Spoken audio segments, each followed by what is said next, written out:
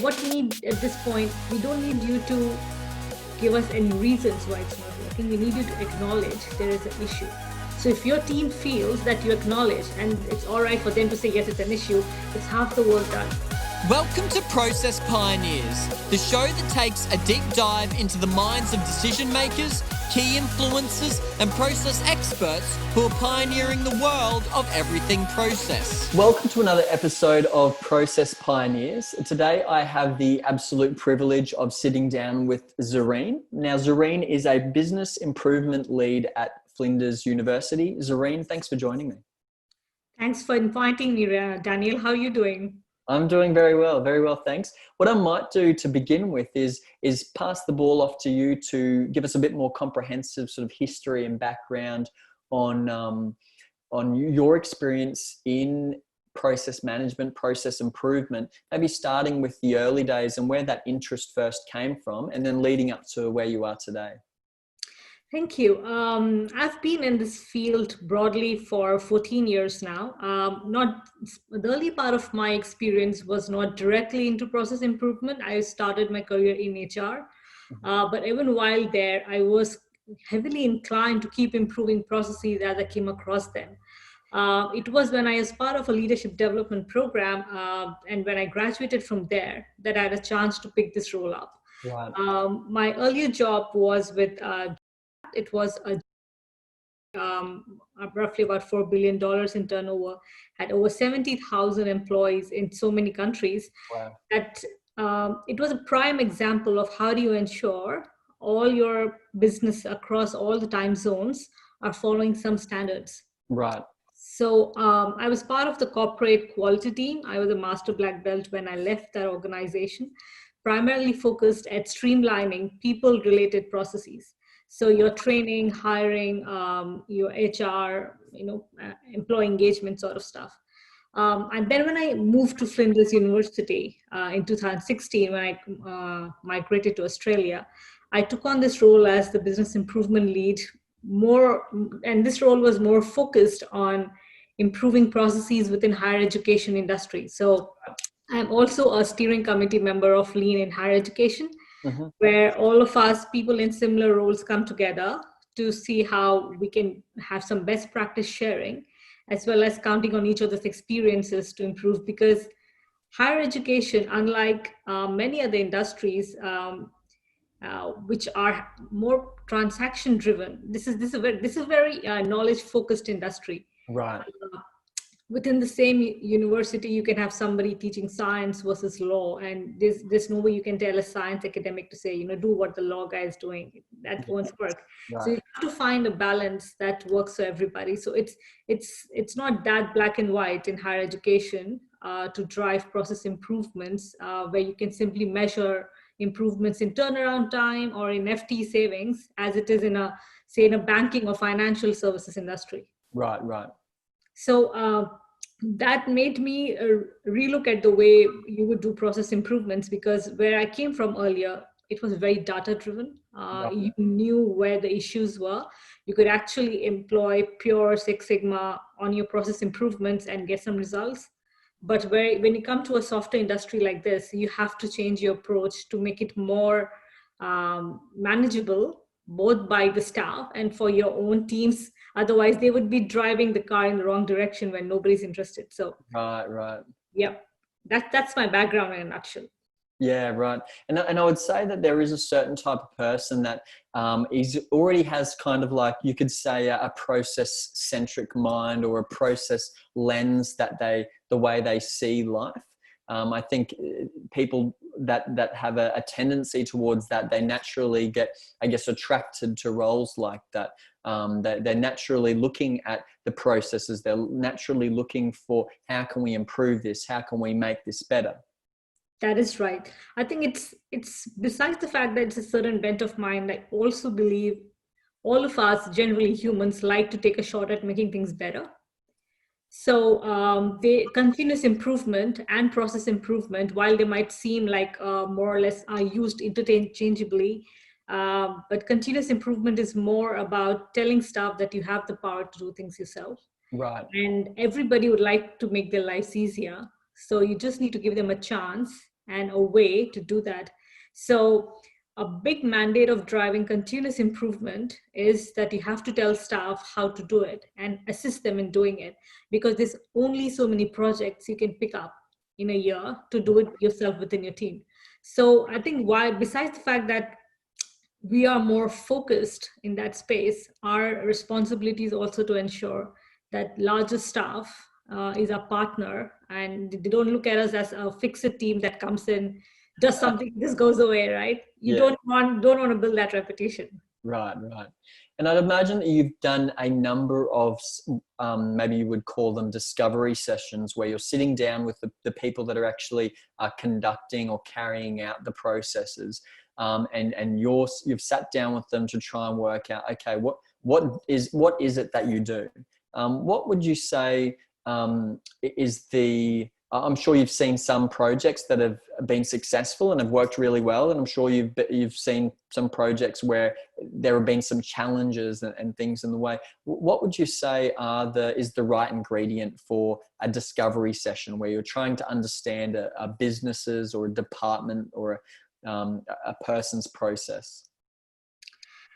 Well, yes, it's best to start first understanding who are all the players in a process, and what their role is in the process. If you get the wrong mix in the room, you often find people pointing fingers at each other or saying that department or that team does not do their work and Right. it's not us. So I think it's first important to understand each team's role. Isolate the issues, sometimes people can get really emotional about things. Isolate the issues and then get them back together to look at how you're impacting the customer. So many a times they tend to lose the focus of the customer, because if you are a process that's feeding into another process, you don't get to see the end customer. Right. So therefore you might not have a view on how you're impacting the output for that customer. Right. So even while your project might say, just fix this part, it's important to get everybody in to understand how they're all impacting each other. Yeah. So that's the first part. The second part is when you come in and you ask people how things are, I always put one line up there on the board or on the PowerPoint saying, please don't tell us how the process should work. So, we tell us how the process actually is working. So people start this shoulding work in a workshop saying this should be like this and that should be like that. No, if that was the case, we wouldn't be here. So let's just talk about how it actually is. So you have to let go of that feeling of people feeling that they're going to be judged. Right. In a discovery session. So it has to be a safe space. It has to be where they can actually tell us. And we have to also, as sometimes people driving this, steer the direction of that conversation. Sometimes it can just go, everything is wrong about this world and nobody supports us, and people always need more people. So yes, I think that's the key. You have to ensure that they are giving you everything, but they're not going all over the place. Right. And so I'd assume that you've faced, I guess, different forms of resistance and objections to doing sessions like this. What has worked for you in terms of trying to, I guess, pitch it to the people that you need in that room? How are you pitching it to them to I guess paint that picture that this is important, this is going to add value to the work that you're doing, this isn't taking away from what you're doing, we're not trying to disrupt what you're doing, we're trying to just make things better, make life easier for you, make your job easier for you. How are you pitching that? How are you talking? I'd imagine that you're maybe wording it in different ways to different stakeholders. Yes, we are. So we had one, it reminds me of a recent project. We had a project which was pretty critical for the organization. Therefore, it had a lot of teams that were involved in it. But when we sat down, it was a bit of, we are doing what we can, but others aren't. And that seemed to be the general thing across all the teams. Everybody was pointing to each other. So what we had to do was really take out we had to take, in a way, de-identify the teams who were doing anything. We had to talk about the process. Right. We had to say this deliverable is suffering because of this action. What we did was, once we collected the information, we actually really went to the top layer, the team, the business owners, and we spoke to them and we said, you know what, this is a deliverable that's not happening because of this reason. what we need at this point, we don't need you to give us any reasons why it's not working. We need you to acknowledge there is an issue. So if your team feels that you acknowledge, and it's all right for them to say, yes, it's an issue, it's half the work done. So, Right. and then people will generally would like to take some ownership and improvement. They wouldn't like if you just tell them, tell us the issue, we'll fix it for you, makes a lot of people nervous.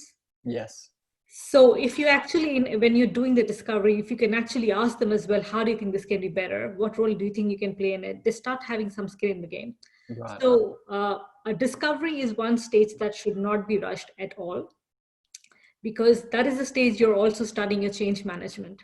That's the stage where you start getting buy-in from the teams and they want to work with you. If the discovery is, like you said, if it comes in and says, you know what, we are going to change this, and it might result in a couple of people losing their jobs because we're going to get some systems to do things, people are going to just put up the walls. Right. So don't really get down to how the new situation will look like. Just get people to acknowledge there is an issue, and if they're going to work with you to solve it. Right. Yeah. Great, great. Now, talk to us a bit about getting buy-in from the senior management level. I guess the level that are the key decision makers. I'd imagine that for some organisations, it's very easy to slot into a business that has a very process-centric way of doing things where you already have that buy-in. But for some organizations, or maybe I should be more specific, for some people listening to the podcast or this interview, they're probably thinking, well, I don't have that buy-in from senior management at this level. They don't see the value, they don't see the importance. What would you say to them as what are senior management looking for, and how do you pitch BPM to senior management in a way that they understand it, not just understand it, but they see the value and then they want to move forward with something? I think a key when you're pitching to a senior stakeholder is to give them the bigger picture. And also see all the senior stakeholders have their own KRAs, they all have their own goals. Many a times what happens is when you are talking about process management, you pick up one part of a process and you're trying to sell it. For them, they're managing like so many processes. They don't have time to look at this one tiny thing that you're doing somewhere, right? You will have to give them the bigger picture that this process impacts this part of your KRA. Or sometimes what we found helps us is when we do benchmarking. Benchmarking is standard in all of our projects. Right. And we say, here's what one of our peers is doing this so much faster or so much better. We can do this as well. I have never met any senior stakeholder who said we are not interested in improvement. Yes. But the thing is, given the limited resources, if they had to make a choice, they are going to make a choice where they have some sort of oversight on the return. If I'm going to invest in this, what am I going to get out of this? Right. Many times, many process folks fail to articulate that at a senior stakeholder level. Yes. So I can tell the operational guy, we'll improve this by 20%, and they'll be happy because it'll make their work faster. Yes. But when you bubble it up, what does it mean for the business owner? If they have to sign off some sort of resourcing on the project, they need to look at, if that's the one piece you're doing, is it going to impact rest of my business? The language has to change. It can't be just simply a tactic metrics. It has to be more strategic metric with saying this will lead to this. Right. So, and it involves multiple conversations. You cannot expect a single email to go out and for them to just drop everything and listen to you. Yes. So we are fortunate to have a very good senior connect, but that has been because we've constantly reached out to them and we've shown them that we can deliver what they want us to. Right. So right. it's a journey. It takes a time, but you need to build your support systems as you go up. Yes. So you need people who will vouch for you. Right. And people will not just vouch for you because you've told them. You need runs on the board. So it starts with execution. Many a times also what we've seen is if you pick up big projects, right, which go on for a couple of years, people have forgotten about them. And you suddenly deliver and you're like, while I hear we have it, nobody's as excited as you are because they've moved on. So it's very important when you pick up big projects, you have to break them up. So what we have done is picked up some sort of a meshed agile way of doing things into the Lean Six Sigma way of doing things. So we no more have massive projects. We break them down into releases. We do retrospectives. We have far more connects with our customer, so that they know what's coming. Because the key part of agile is, you have to reduce the cost of failure. So the moment you keep involving your customer in every aspect, they are going to be much more keen to see how things are going. In fact, I have found many of our senior stakeholders like to talk about improvements in their communications when they send out to staff. So it works for everybody, but you have to communicate and in a language that matters to them. Yes, great. Now, in talking about agile, there are some organizations that I guess it's quite a popular term or methodology, you could say, at the moment, and probably has been for quite a while. But I guess in some cases or some organizations, they've adopted agile maybe at the expense of managing and documenting their business processes and improving their processes. Talk to us a bit about how agile and BPM can and or should work together, how they're, I guess, comparable and how they complement one another. So agile is a very interesting topic. When you talk to a pure bred agile practitioner, their view of how agile should work normally comes loaded with a lot of jargons and a lot of tools, and they're going to throw scrums and sprints and stand-ups and burn up charts, burn down charts, all of that stuff, right? And if you talk to somebody who's actually an operation person but has imbibed agile into the way they work, they will tell you that the heart of agile is the customer. Right. And the whole part of when agile was brought about was to, let's not get completely tied up in documenting things before we go to the customer. So the idea of documenting less was to spend less time in doing things that added zero value to the customer. Right. So Lean focuses on customer, agile focuses on customer. Lean talks about value to the customer, so does agile. Now the part where I think they start to diverge is agile tends to break things down into smaller chunks, release, and then move on. You tend to add a lot to your backlog, which you might come back as and when you have time. Lean Six Sigma tends to be a little more a romantic idea of project management. Take your time and talk to people, consult, let's see what works, what does not. So you're on forever. So if you have to strike a balance, the way we do it, because our organization is extremely focused on agile way of doing things. Right. So there was no way we could have not hopped onto that train. So the way we've picked up agile in the way we are managing Lean Six Sigma and process management is everything starts with the customer. We don't send, even the project initiation goes out from the customer signs off on the charters, the customer signs off on the project plan. The customer is looking at the project every month because the processes usually take longer than 2 weeks to deliver. But when it comes to process documentation, what we do is once we deliver a project, we document the process for the customer, and we tell them this is your process workbook. This is what it captures. If a new person joins your team, that's all they need to know. Right.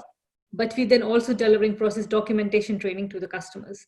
So we have, if I look back to the way 5 years ago, one of our key flagship projects took over 2 years to deliver. Now we deliver projects every 6 months. Right.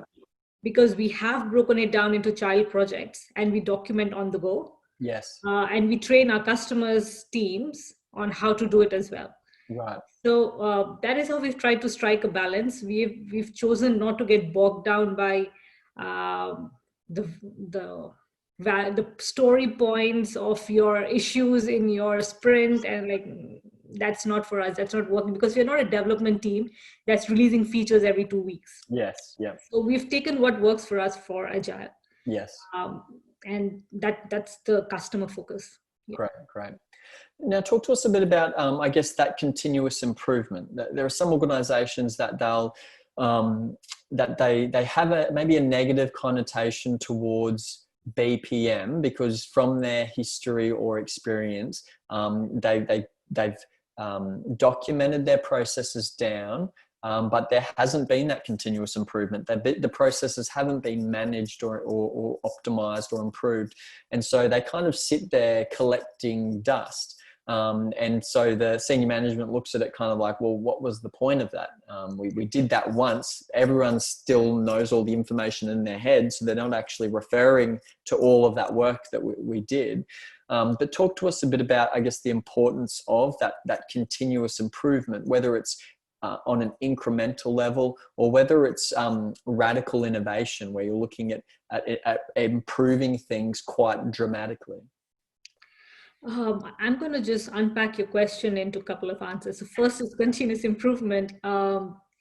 Yes, it is important. It's a no-brainer. We all need it. We do it day to day in our own lives. Why don't staff replicate that in their jobs? Is one, it's a culture.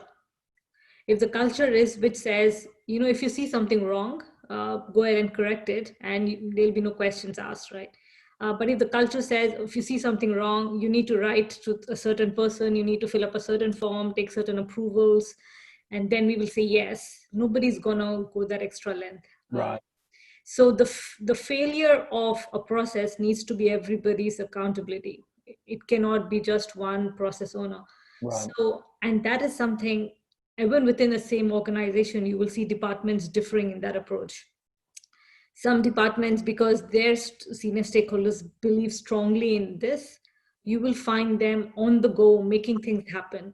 Some departments will just come in, check out, because they feel the cost and the investment in any sort of improvement is too much, and they have too many BAU, business as usual activities happening. So continuous improvement is important, but it is a culture which cannot happen overnight. So it takes time. Between incremental improvement and radical innovation, I think it's the ask. For example, if you're an organization that needs to keep improving 10% on your revenue year on year, incremental will definitely work for you. But if you suddenly get a target which says, next year we need to improve 50%, there's no way incremental will work for you. You have to go to radical innovation. Yeah. Radical innovation requires investment. It requires people who really know their processes and their jobs to be invested in making that happen. It won't just be one fine day. I haven't seen it. I'm sure there must be cases out there, but I haven't seen radical innovation happening overnight. Yes. It requires significant investment, time, and effort from the teams that are focused on doing something out of it. So we had a project where the team used to use annually 20,000 pages, A4 pages, simply to run this process that was run 2 or 3 times a year. It required the teams to just drop everything for those 2 weeks, 3 times a year, to go through reams of pages to find out, students who are doing great. If you went to an incremental improvement in a process like this, your target can't be go 20,000 pages to 10,000 and go from 2 weeks to maybe 1 week. You're still spending a lot of resources. So that's where we brought in RPA. Right. So that for us, that was a very different take on normally the way we do projects. So RP completely eliminated all the A4 pages. The team kind of spends 6 hours now per run compared to the 2 weeks. Right. So that for us was a radical innovation, which we had to go out, invest in alternatives, find out what works to make this happen, because a student does not care what's happening behind the scene. A student or any customer wants the end product. So you have to ensure you're not burning your teams out for some processes that can simply be automated. So, yeah. Right. Now, you've obviously, you've worked in different countries around the world, and you've been working, I guess, in this space for 14 years or thereabouts. Talk to us a bit about what you've noticed in terms of where does Australia sit into the picture in terms of their, and I'm not sure if you're able to categorize them in terms of their BPM maturity as a whole, because obviously you've got some organizations that are doing really well and some organizations that haven't even touched it yet. But from your experience and from what you know, where would you say Australia in general, like the organizations here, where do we sit on the world stage when we're talking about BPM, process management, process improvement? I think in my experience, Australia has arrived on the scene a little later than rest of the organizations. A lot of technology trends like RPA, AI, ML, even BPM, which is a decade old, but still, you don't find that in a lot of organizations. The uptick has been going up. It's improving recently, but I think there's a lot more that needs to be done in terms of process documentation, in terms of the whole lean culture. That is fairly prominent in certain industries within Australia. So if you look at the defense, manufacturing, construction, they seem to have some bits going. But if you look at the service industry or the software industries like education, and I can say education with some experience because I also have the lean in higher education. So we are all a group of people in all rest of the universities, which also has chapters in Europe and America and UK. And when we compare to our counterparts in UK or America, there's some bits we are better than them. And there's some bits they are better than us. Right. And they are better than us in the uptake of technology. And Right. we are better than them in the way we try and improve the continuous improvement part of things. Right. So the one thing that works well for Australia is the focus on people. We are more people-centric culture. Right. Which means you will not just come down and say, just do this and expect things to work. So we're not a task-oriented society. We're more people-oriented. So if you can get people motivated to do continuous improvement, it brings about a far more qualitative change than just coming in. Therefore, technology-related improvements tend to be slower, but the continuous improvement part of it is far more ingrained in our culture. Right. Right. Now, talking about the current climate with like COVID-19, and obviously a lot of employees have been forced to like work from their home offices and remotely and things like that in a lot of cases. Obviously, the COVID's really disrupted a lot of organizations. For some organizations, it's wiped them out altogether. For other organizations, it's created, I guess, the environment for them to thrive for some organizations. So, but talk to us a bit about how BPM plays a role and an important role in a time like this where, and it doesn't have to be like a pandemic like this, but talk to us how BPM plays a role when things are disrupted. BPM plays a huge role. BPM is essentially, I refer to it more as the process framework within a university or any organization as such. You need to know what are your critical processes. You need to know which are the ones that are at risk, are the ones that can shut your shop if they don't go right. Right. So unless you need to categorize your processes accordingly. So there will be some processes which are hugely critical for your business to run. There will be some processes which are hugely critical for your customer. Okay, but they might be mutually exclusive or similar. Right. But if you don't first have a view, if you don't categorize your processes, and then if you don't categorize them as tomorrow, if I need to be still in business, I need to ensure this is going fine. If you don't do your risk assessments, because a part of a framework involves also getting ready for the future. Right.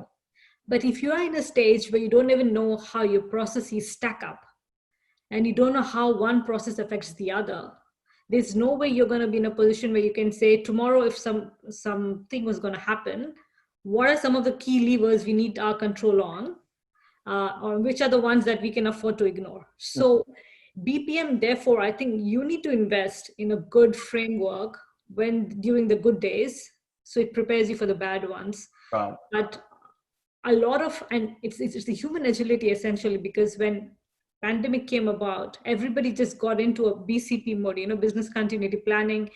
People shut down what was not essential. We essentially did what you would do in a crisis without not necessarily preparing for it over a period of time.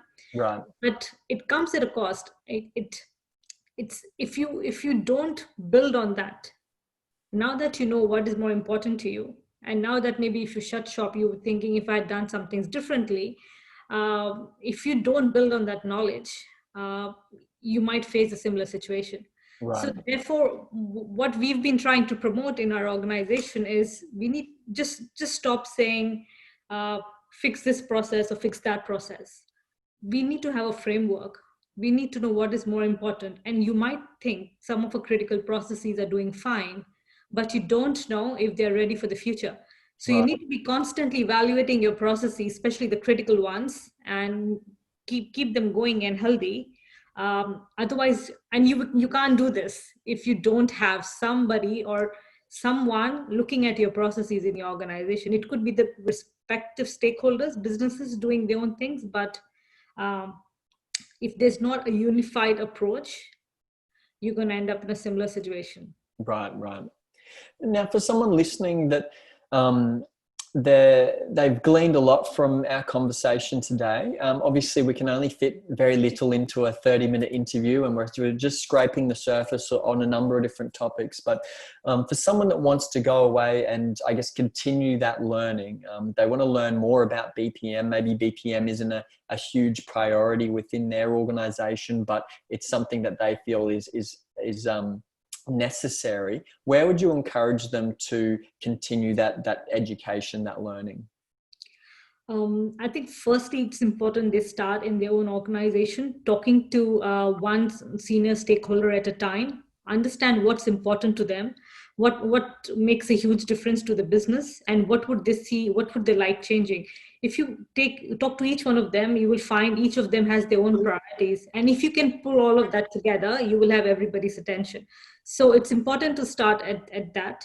The second place, I normally just read up a lot of blogs. I go to Coursera a lot because Coursera is also helps. So I try and understand lean in other industries and how they are working in other spaces. You also have to prepare as a professional.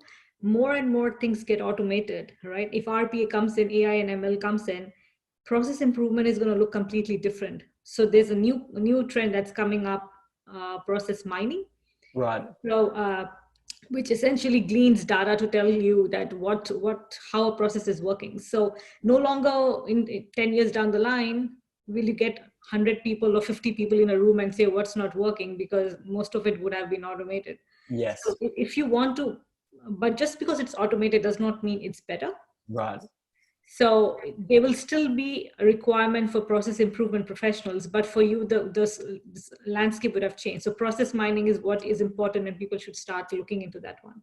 Right, great. Well, Zarine, I really appreciate you spending the time with us this morning to kind of share your knowledge. And despite it being very short, I'm sure that the people that will be listening to this interview, they're going to be able to glean a lot from what we've talked about today. So I just want to thank you so much for giving up your time here. Thanks so much, Daniel. Thanks for the chance.